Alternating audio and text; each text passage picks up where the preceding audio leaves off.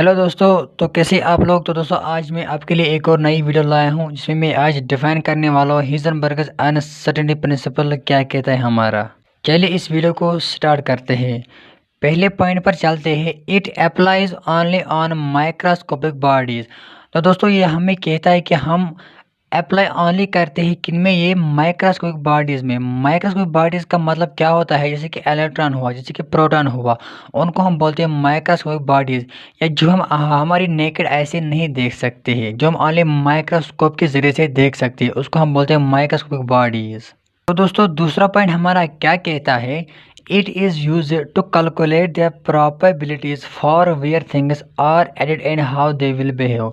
मान लीजिए ये हमारा एक न्यूक्लियस है, इसके आसपास क्या घूमते हैं शेल्स, और शेल्स के अंदर हमारे क्या होते हैं इलेक्ट्रॉन। तो ये पॉइंट हमारा ये कहता है कि हम एग्जैक्ट पोजीशन इलेक्ट्रॉन की नहीं बता सकते। तो हम क्या कह सकते हैं, हम कह सकते हैं कि 90% हमें चांस है लभने के इलेक्ट्रॉन की, 90% प्रोबेबिलिटी चांस है किसके लभने के इलेक्ट्रॉन के, किसमें, इस शेल में।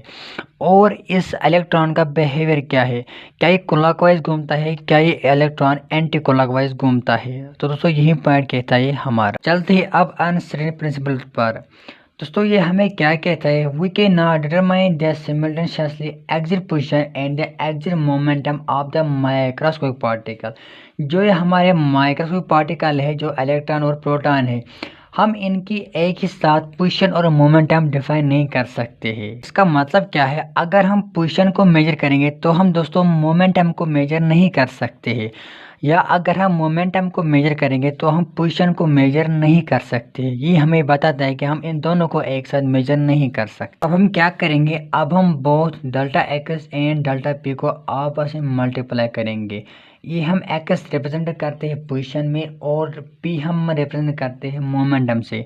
तो मैंने यहाँ पर क्या लिखा है, multiplying together the errors in measurement. ये एरर का मतलब क्या है, हम इस डाटा को इस अनसर्टेनिटी प्रिंसिपल में रिप्रेजेंट करते हैं एरर, और has to give a number greater than और equal to half of a constant, इसको हम बोलते हैं रिड्यूस्ड कांस्टेंट। तो क्या लिखा मैंने, मैथमेटिकल फॉर्म देखते हैं, डेल्टा एक्स को मल्टीप्लाई करेंगे डेल्टा पी से, जो मैंने यहाँ पर लिखा वो किसके बराबर होता है, ग्रेटर देन और equal to half of a reduced constant.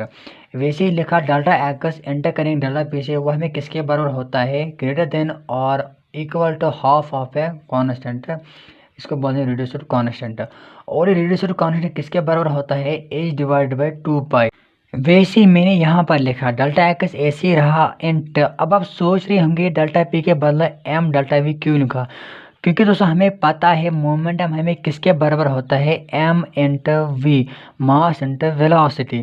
जो मैंने यहाँ लिखा हो किसके बराबर है, ग्रेटर देन और equal to half of a reduced constant, जो मैंने लिखा एच डिवाइड बाई 4 पाई। अब दोस्तों देखिए डेल्टा एक्स क्या है, एरर इन पोजीशन, और डेल्टा पी क्या है, एरर इन मोमेंटम, और डेल्टा वी क्या है, आल्सो एरर इन वेलोसिटी। अब आप इमेजिन करें कि एक कार जा रही है रास्ते से।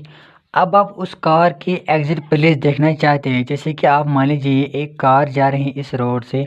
अब आप इस कार की प्लेस देखना चाहते हैं, ये कार कहाँ पे रुकी है। तो दोस्तों आपको क्या करना होगा, आपको पॉज करना होगा टाइम को, ताकि आप देख सकते हैं ये कार कहाँ पर रुकी है। और जहाँ पर आपने पॉज टाइम किया तो आप इस कार की स्पीड नहीं देख सकते हैं।